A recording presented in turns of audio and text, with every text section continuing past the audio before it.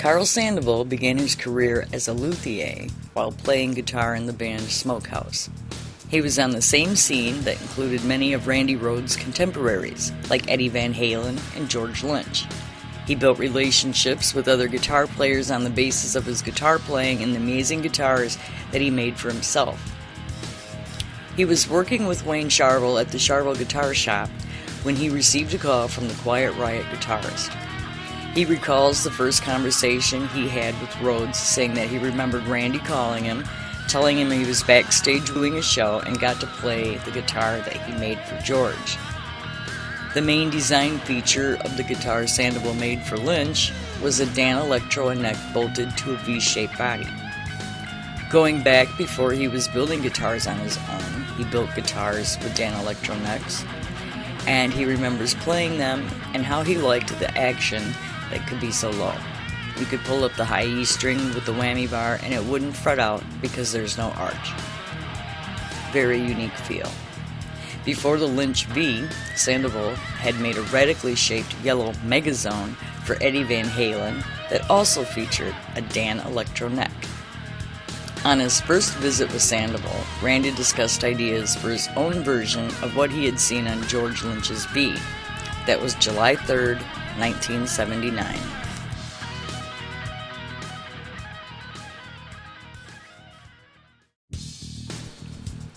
As Sandoval tells the story, he talked with Randy about coming up with something different in a guitar, a different look, come up with a different headstock, different color, come up with an identity.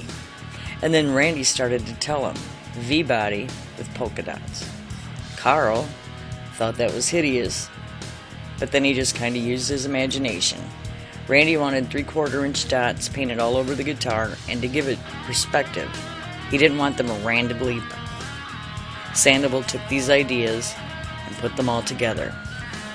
Randy didn't want a bolt-on neck, so the first step in building this guitar was finding a Danelectro neck.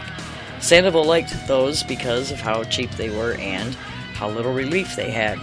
They were very straight and wouldn't fret out on the higher frets when utilizing a tremolo bar.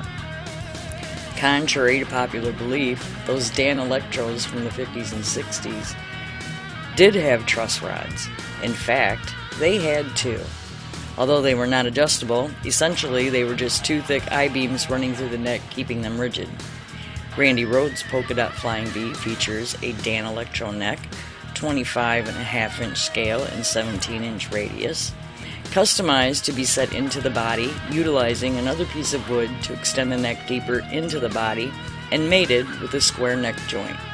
The body was made thicker to allow for the incorporation of a Fender tremolo block. The Fender bridge and the Gibson-style pickups presented string spacing issues. You may recall that Eddie Van Halen slanted his bridge pickup to accommodate for that. Randy's guitar did not. It had chrome Fender components in the beginning, but were replaced with black hardware soon after. The guitar featured a DiMarzio Distortion Plus at the bridge and a DiMarzio PAF in the neck. The result is the guitar we all know today. Within the first month or so, Rhoads dropped the guitar, breaking the headstock and giving the neck joint a good stress test. The neck joint held, and the headstock was a fairly simple repair for Sandoval. The Polka Dot Flying V came to be one of Randy's best-known guitars. The guitar was finished in September of 1979, and Randy paid a total of $740 for it. Randy joined Ozzy in 1980, and at the same time of the recording of Blizzard of Oz, Randy's two main guitars were the Les Paul and the Sandoval Polka Dot V, and both were used during that recording. Thank you for watching.